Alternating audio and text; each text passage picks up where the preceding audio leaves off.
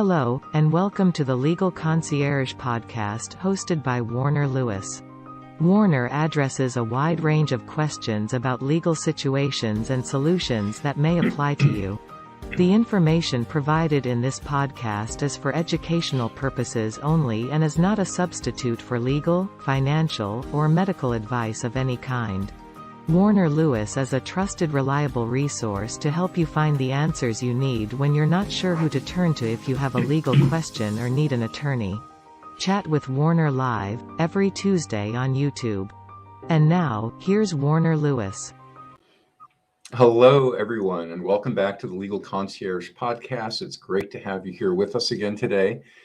Today, we're going to look at everything that you need to know about the new LLC law.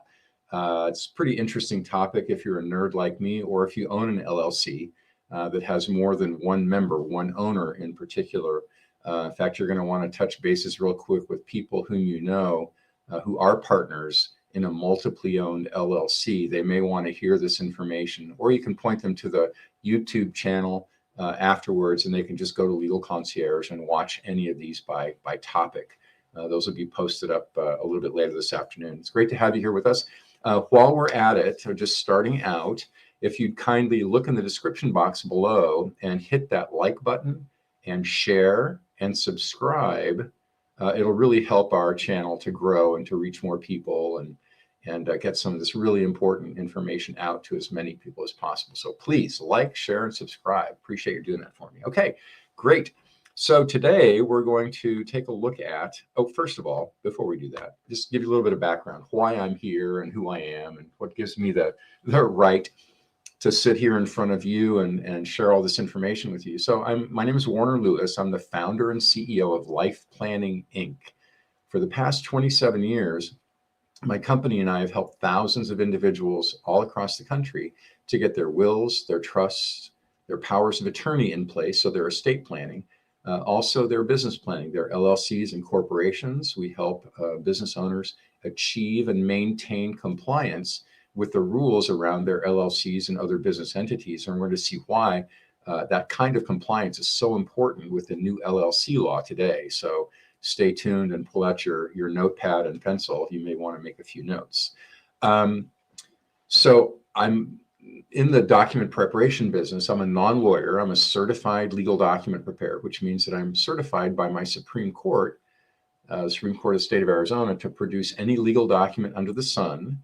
But there are two differences between what I do and what an attorney does. An attorney can give advice, can advise you. I can't. I'm not an attorney, and I'm not entitled to a legal opinion.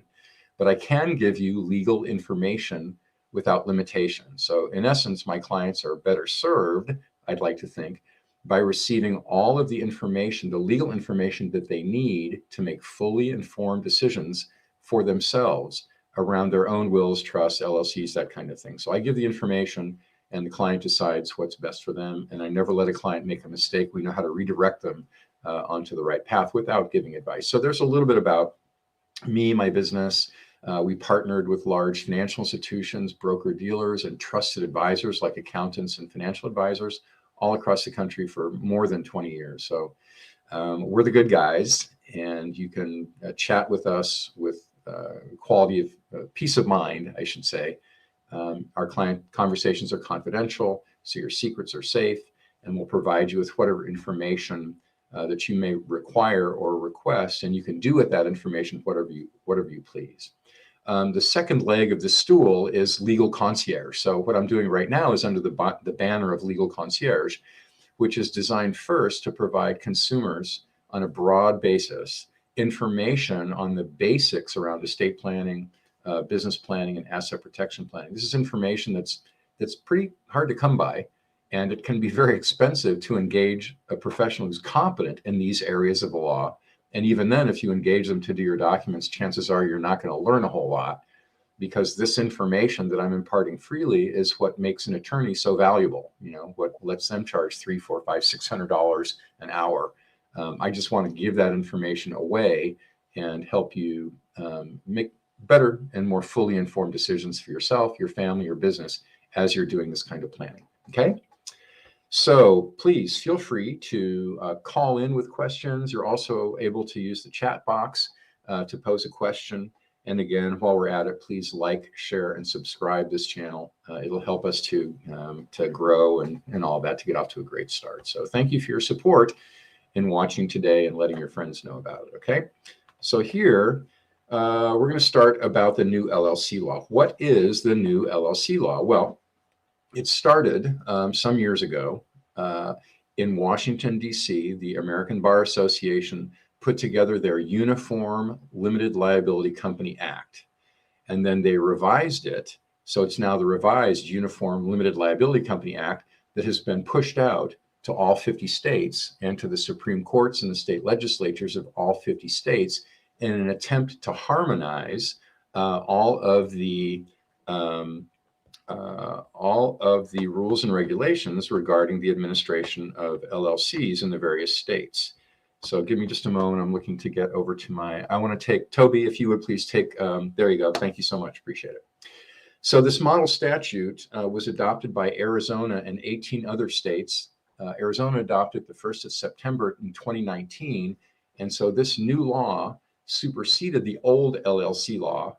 And now every LLC in Arizona, whether it was created before September 1, 2019 or after 2019, every LLC in Arizona and 18 other states is subject to the new LLC law. So we need to sit up, pay attention, because laws have changed, and we need to make sure that if we want to enjoy the protections that the LLC can provide us, that our documentation reflects the current law and isn't stuck in the old legal paradigm, which is now gone and forgotten and superseded by this new law. So this is essentially how 19 states across the country have agreed to govern the administration of LLCs and to manage LLCs in their states. So here are the states that have adopted the Uniform Limited Liability Company Act as their own. So in Arizona, it's called the Arizona Limited Liability Company Act, the ALCA, ALLCA, for Arizona Limited Liability Company Act.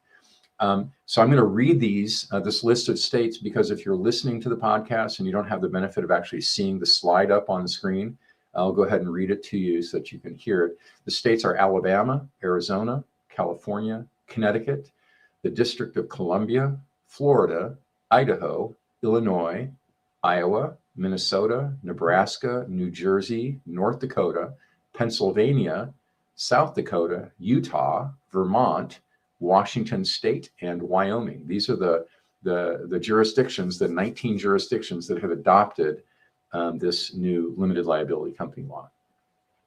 So let's jump in a little bit and see. So the thing that we need to keep in mind about this new limited liability company law is that there are default provisions. In other words, if you don't have an operating agreement, then your company will be governed essentially according to this default set of rules around LLCs in your state, if it's one of the 19 states.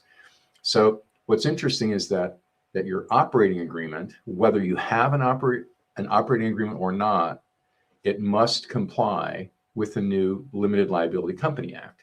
Now, what's interesting is that there are some very onerous impositions and restrictions under the new LLC law that can make it pretty challenging for LLC owners and managers. And we're going to talk about those in more detail here in just a moment. The good news is that some of these default provisions, which are so onerous and so dangerous for members of LLCs, is that some of these provisions can be changed. They can be drafted around so that they're not so extreme, okay? And we'll talk in more detail about what we can draft around and what we cannot draft around in a good operating agreement under the new limited liability company law, okay? So these default provisions cover certain areas of the governance and the administration of an LLC, just like your LLC. Voting rights of members, the fiduciary duties that members have to each other. This didn't used to be a big thing at all, but now it is. And we'll talk in detail about it. Pre-dissolution distributions. In other words, what happens prior to the dissolution of an LLC? How are money and assets distributed to the members? This is a big problem potentially. And then contributions is another area. We'll touch on a few more areas, but contributions that members are obligated to make we'll touch on those requirements as well under the new law. Okay, so look, if you have any questions about this so far, feel free to reach out. Call me at the office. There's a toll-free number there for you as well, or you can go directly to my calendar online, and pick a 15-minute or a 30-minute window, either by Zoom, by phone, or in person at my office. And the purpose of this meeting is simply to understand what your circumstances are and help you understand what your options might be. And then from that point, you can take that information and do with it whatever you please. So there are two ways that we can help you, just so that you know. One would be if you, after having the consultation with us at no cost and no obligation, if you choose to engage us, then we can prepare a terrific set of documents, state-of-the-art, latest and greatest, at a reasonable fee. So that's the life planning side of it, the legal document preparation side of it. If we're in conversation about other legal needs that you have in areas that we're not competent in, and it could be employment law, it could be a tenant-landlord law, it could be divorce, it could be bankruptcy, it could be any number of hundreds of other areas of legal concern that people have, feel free to contact me. We can talk about your particular unique circumstance, and Legal Concierge will will match you with the right attorney. In other words, the attorney who's most competent to serve that particular need at a reasonable fee. In other words, we shoot for a fixed fee. Most lawyers charge on an hourly basis, which can be problematic because you'll ask a lawyer, so how much is it going to cost me? And the lawyers will invariably say, well, it depends. It depends on how many hours it takes or how many hours I bill you for this particular engagement. So we won't know how much it'll cost you until it's all done. Well, our approach, and I think a big part of the value that we bring as Legal Concierge to you as a consumer in understanding your legal matter and taking it to the right attorney, is coming back with a fixed deliverable at a fixed cost. So say, okay, for this number of dollars, we're going to present and produce these documents for you and achieve this result. So anyway, that's a little bit about Legal Concierge and life planning, how we can prepare documents, or if we're not competent to prepare those particular documents for you or to solve your legal need ourselves, we'll refer you to the right practitioner, and it won't cost you anything, okay? We don't charge our clients. In fact, we receive remuneration from the attorney for making the introduction, okay? So anyway, feel free to call us, go on my calendar to Calendly and find some time, or you can send your questions today to Warner at Life Planning Inc. Or in the text box. Okay, so I see that we have our first question. Does the Uniform Limited Liability Company Act address distributing profits? Yes, it does. And we'll get to that in a moment. So just generally speaking, for profits, profits are generally distributed according to the ownership percentages, okay? That can be modified in the operating agreement. So you may only own a third of the company, but the agreement is that you get half of the net profits up until a certain level or certain amount, and then you go back to your original percentage of ownership, which would determine then what your distribution percentages are. So that's a great question, but there are some caveats to this question, and we'll be addressing them momentarily. Okay, thank you very much for the question. Appreciate it. So first, we're going to talk about voting rights and how the new LLC law affects the voting that members and managers of limited liability companies can do. So first of all, the big change is that unanimous voting is required, one, to adopt an operating agreement or a contract that may be contrary or outside of the scope of the original business purpose of the LLC. So that's one thing, have to have unanimous consent. Everybody has to agree to change an operating agreement, to sell or issue an ownership interest. Before, you didn't have to have unanimous consent. There was a procedure. If one of the members had a bona fide buyer for their shares, then according to most operating agreements in the past, it would give the other members a period of time, say 60 days, to meet that offer and to purchase the selling member's shares or ownership interest for that agreed upon price. But if the members chose not to exercise that first right of refusal, basically to meet the terms of that original sale agreement, then in theory, the selling member would be free to go ahead and sell their ownership interest to this outside party who could then become a member and all of that. But So this is a big deal. Now it requires a unanimous vote to approve of the sale or issue of ownership interest. Also, to authorize a change in management structure requires not a majority, but a unanimous vote. And so this is interesting because many LLCs are set up without really thinking about it as member managed LLCs, where the owner is also the manager.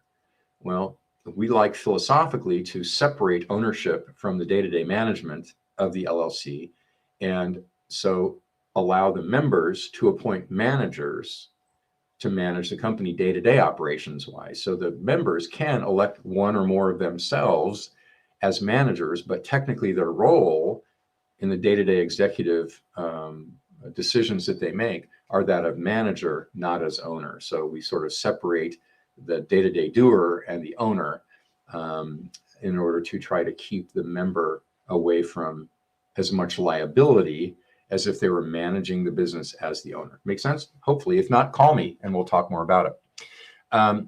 So the good news is that it's possible to draft around these default rules and provisions of the new LLC law. Just by the way, a lot of the LLCs that the business owners who come to us with LLCs that have been existing for a long time, we will update their operating agreements, update their meeting minutes right back to the beginning, and create a solid, unified record of all of the actions and decisions that have taken place on behalf of the LLC since its inception. And oftentimes we'll modify the ownership the management from member managed to manager managed.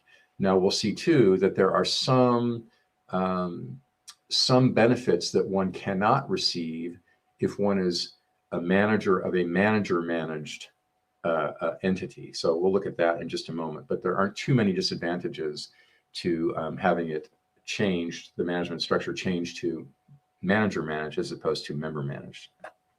Okay, so if you have any questions about that, feel free to give us a call.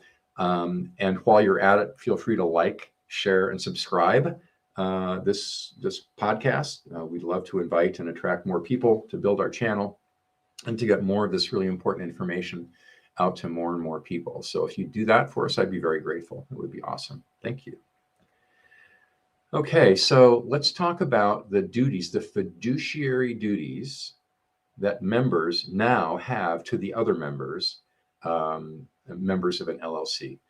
Previously, there wasn't much in the way of guideline beyond just fair dealing with other members of the LLC. Now the fiduciary duties have been laid out with more clarity, and the penalties for breaching your fiduciary duty have also been laid out as well. So members and managers of LLCs owe each other a fiduciary duty. Several, actually. One, they owe them the duty of loyalty and care. In other words, they have to be loyal to the business, right? Not be sending business away to a competitor. They have to be loyal. And they need to be mindful that the decisions that they make on behalf of the entity not harm any other members, right? You can't do that kind of self-dealing change to an LLC that would protect me better at the expense of another. So we owe each other a duty of loyalty and care. We also have an obligation to conduct ourselves in good faith and in fair dealing. In other words, we just have to be honest and straightforward and deal in good faith with our other members.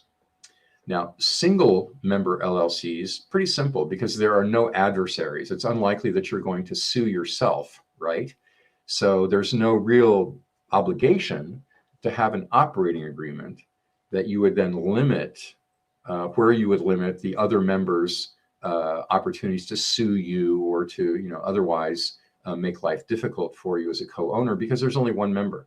So that's a good thing. And even though no operating agreement is required, no operating agreement is required, it can make a lot of sense to have an operating agreement. And we'll talk a little bit more about that, why that makes sense. But single member LLCs can sort of slide under the radar and not really worry too much about their operating agreements and all of those other documents, the meeting minutes. But multi-member LLCs where there are many potential adversaries, not just outside of the company. People might sue the company or individuals operating the company for some breach or some issue, right? Some loss that they may have incurred. But the potential adversaries also include your fellow members. And so having an operating agreement under the new LLC law that limits the other members' abilities to sue you for frivolous things many times, that's possible to do. In a well-drafted multi-member LLC operating agreement will incorporate many of those differences and those changes, those ability to draft around the onerous provisions contained in the new LLC law.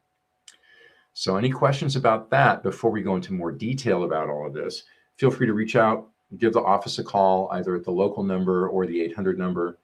Go to my calendar at www.calendly.com/Warner-1, and you can schedule a Zoom meeting, an in-person meeting, or a phone call with me right there from the convenience of your laptop, okay? And you can send your questions to warner@legal-concierge.net, or you can just go to the instruction and the information box below, like, share, subscribe, and add your comment to the text, the chat box, okay? So this is interesting. Can an LLC member have no ownership interest? I can't say with 100% certainty that a member, which is an owner of an LLC, could have zero ownership interest. I don't see how it could happen. And it's kind of like, technically, if your living trust doesn't have assets titled to it, if there's nothing in the trust, technically the trust doesn't exist. So likewise, logically, I would think that if an LLC member owned no ownership interest, that they wouldn't really be a member. But they could certainly be a manager, okay? And then, yes, do we need a registered agent for the LLC? Yes, we absolutely do. There has to be a registered agent named in public record with their name and address, so that if anyone has a notice of lawsuit to file with the business or some other public notice or notification that they need to make to the business owners, they have one person, that statutory agent, who is identified as the one to whom that service or notice of service should be delivered.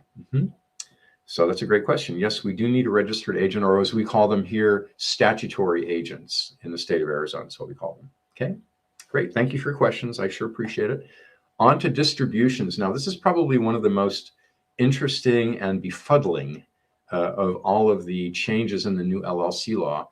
Here, we'll just jump right into it. So pre-dissolution distributions. This is in the event that the LLC is beginning to dissolve. It's in the pre-dissolution stage. And so in this pre-dissolution stage, the law says that distributions among the members must be not pro rata, but per capita. In other words, if you own 80%, I own 10%, and another person owns 10%, that's three owners. You own 80 and the other two own 10. With pre-dissolution distributions, it's not distributed 80, 10, 10. It's distributed 1/3, 1/3, 1/3. So this is something that has been a huge change, a radical change from the old law. And so where distributions of income, gains and losses from the LLC are distributed typically pro rata based on your percentage of ownership interest, not so with pre-dissolution distributions. And so if you're a majority member, a majority owner in an LLC in Arizona or any of the other 18 states that we described, you probably want to talk with me or someone like me to make sure that we're modifying the operating agreement so that that doesn't happen, so that you don't have to part with, what's your fair share in pre-dissolution distributions. So this law basically puts majority owners at a huge disadvantage. Fortunately, we can draft around some of these default provisions, but not all of them. So if you know somebody, let them know that you know somebody who can help them. Okay, thanks.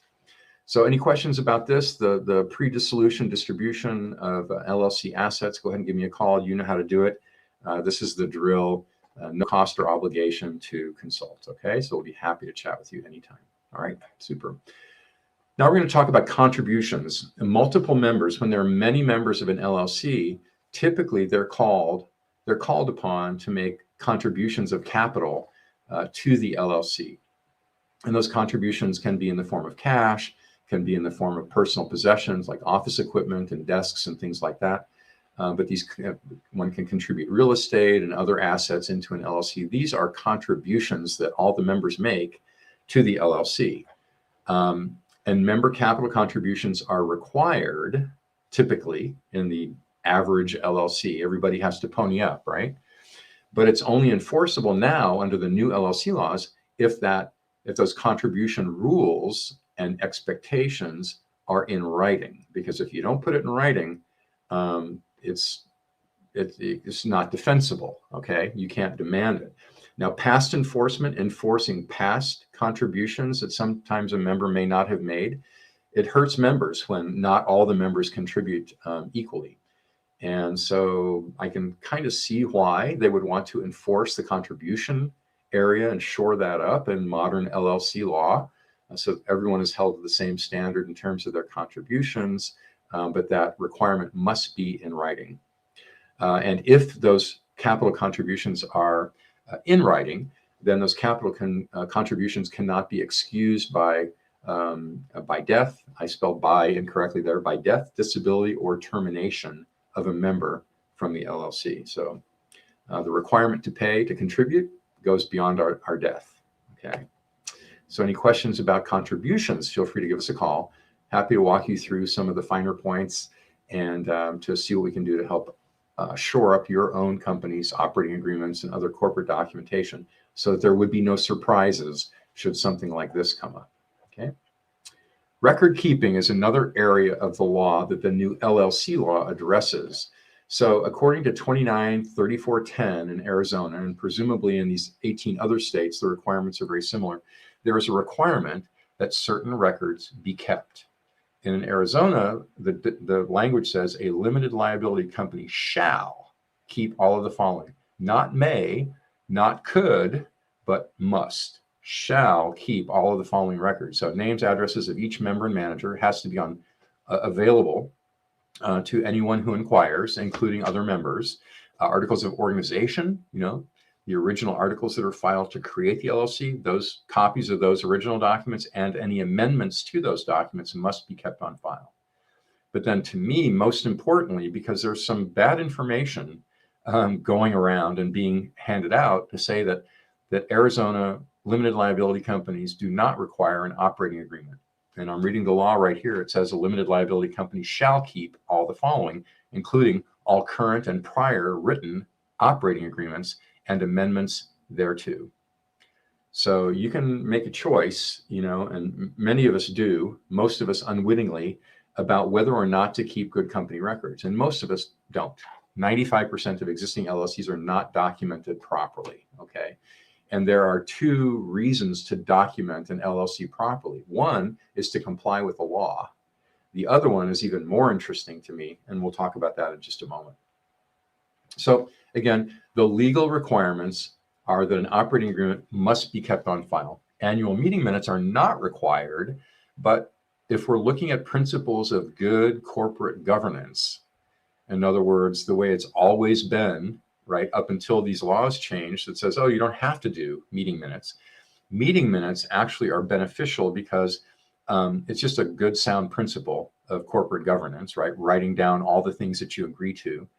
But maintaining meeting minutes shows agreement between the members, which is good.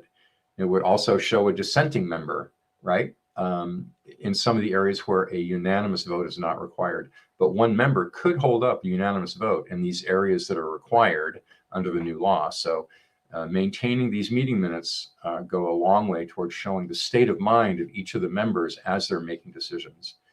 Also having proper meeting minutes and operating agreements and banking resolutions and all these other corporate legal documents makes sense because it proves, if there was ever any question, that the entity, the LLC, was operated truly as a separate entity, an entity separate from each of the owners. And that is what provides the liability protection. If we can't create basically evidence that the LLC was operated as a separate entity, as its own entity, in other words, have the LLC articles of organization filed, have a bank account, have an EIN in the name of the LLC, have regular meetings where the members and managers of the company get together and approve the actions of the managers to go out and borrow money or to go out and buy a new air conditioner for the rental property, or you see what I'm saying? So, and then just simply good common sense tells us that by having written agreements and meeting minutes, it could convince a judge or a jury in a close call that this really is a valid LLC. It's a bona fide separate entity from the owners. There is no commingling. There is no using the LLC as a private piggy bank.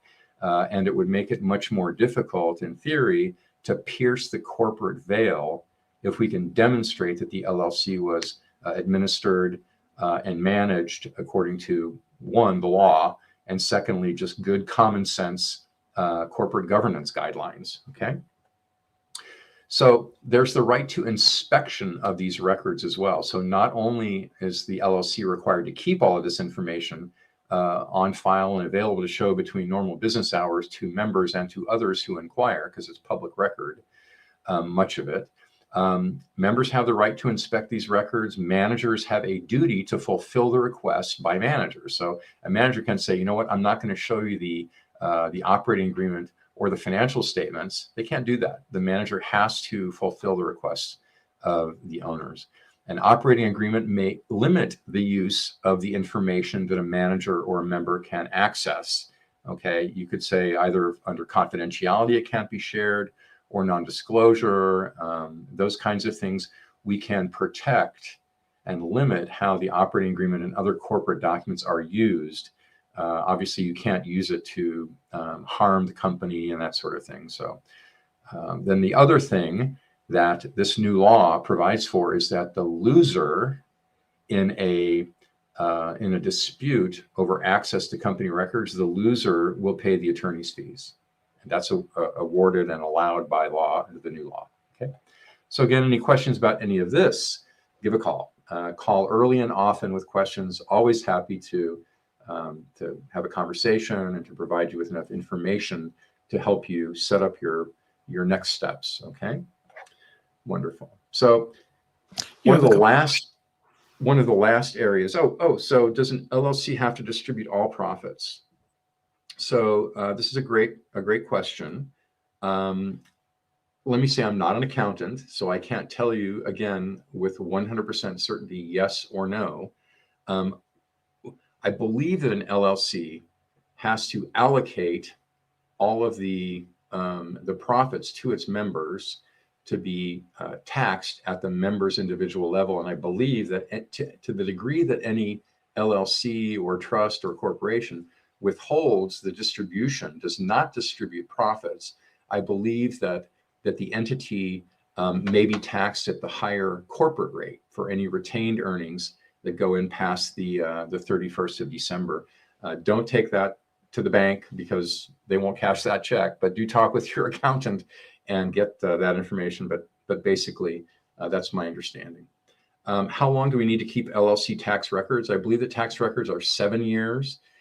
This may have changed. I read something recently about a 5-year window, but again, I would just assume that it's 7 years that we have to keep all tax records, and be sure to ask your CPA or your accountant for clarification on that. And then if you find out that it's something other than 7 years, please email me or call me and let me know what you find out. Okay, that would be great. Any other questions on this segment?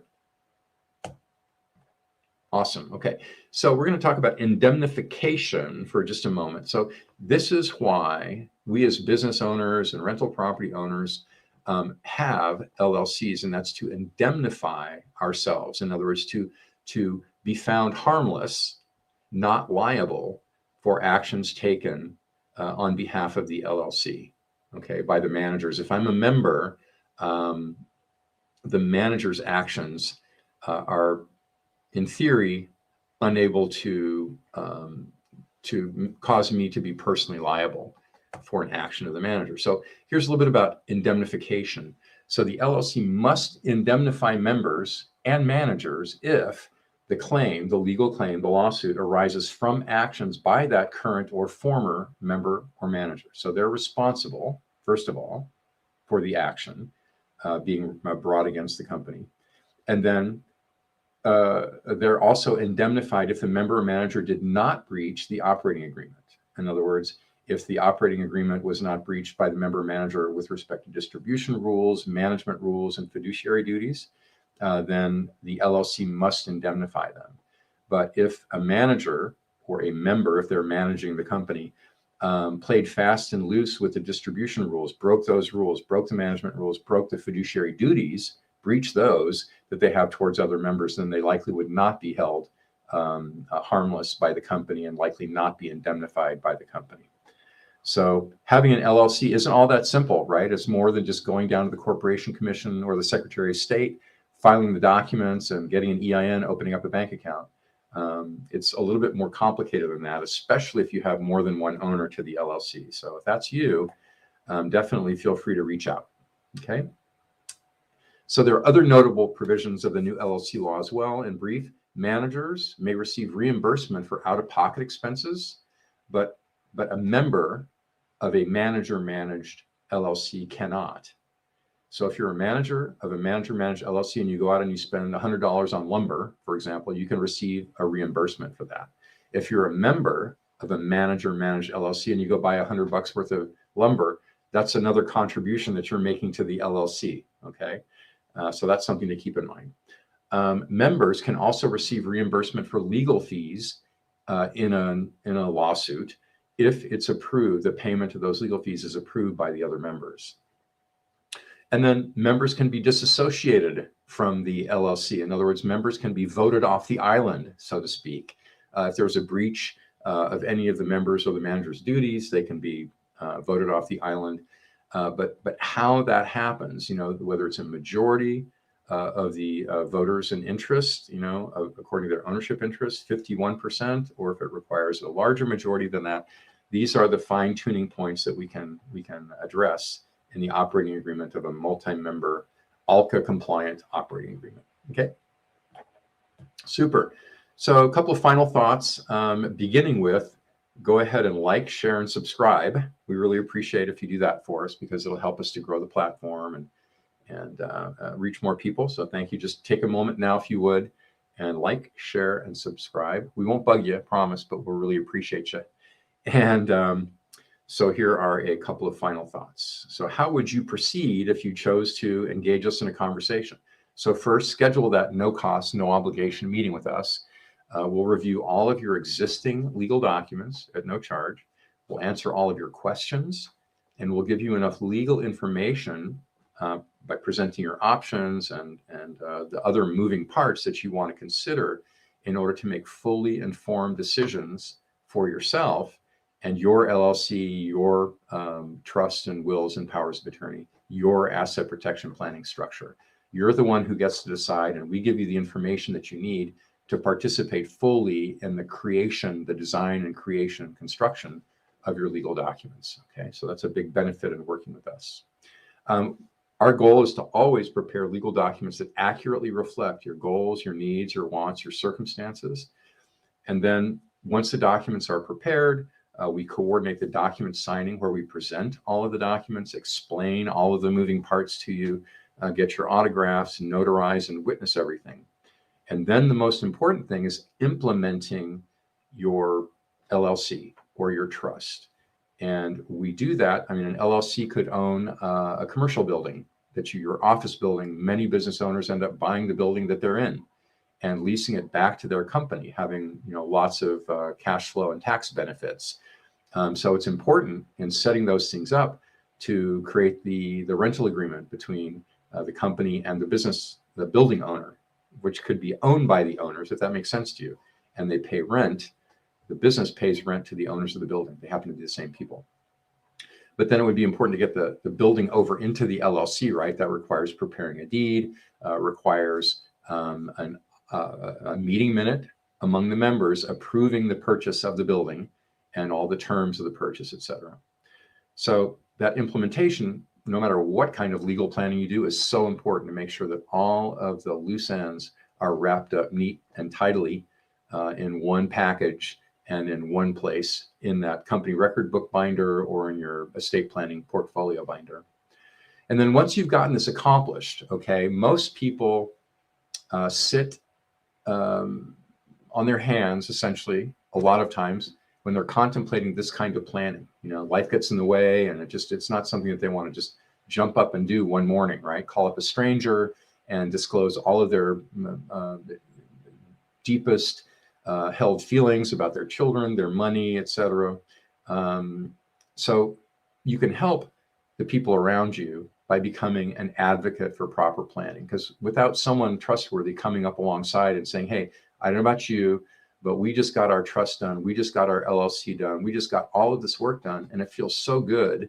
Wanted to just check with you because we care about you. Did you happen to get the same kind of pieces, these legal pieces in place for yourself that are so important?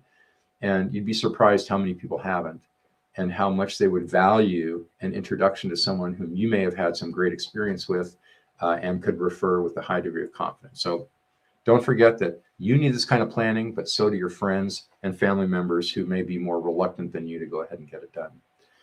So thank you so much for being with us for this a little bit shorter, only about 42 or 43 minutes long, but it was some pretty heavy information to get through this new LLC law. If you have any questions about it, or if you know already that you need to get your old operating agreement redone to be in compliance with the new LLC law, don't forget, call, make an appointment, engage us in conversation. We'll be more than delighted to help, okay? So that's everything you needed to know about the new LLC law. You have any other questions, let me know. Okay, so here's a question. Are LLC business losses limited under the new tax law?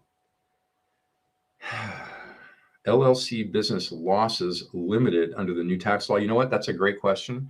It's a great question for your CPA or your accountant, because I do not know the answer to this question. Honestly, I don't. But I would ask you that if you find out from your LLC, from your CPA or from your accountant, please let me know, drop me a note. So the next time that question comes up, I can give an intelligent answer. Okay, I really appreciate it. Thanks.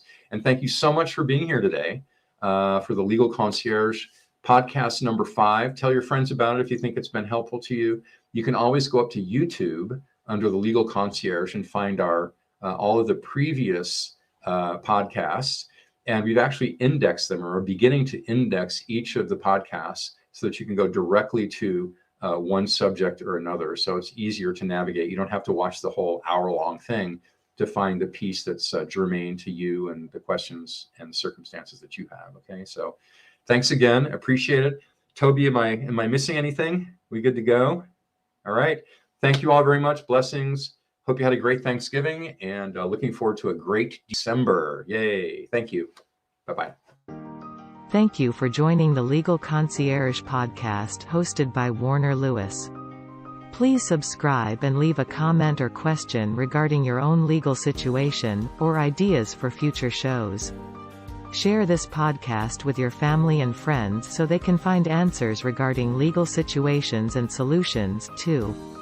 Check the show notes for links and resources, and please come back again next week.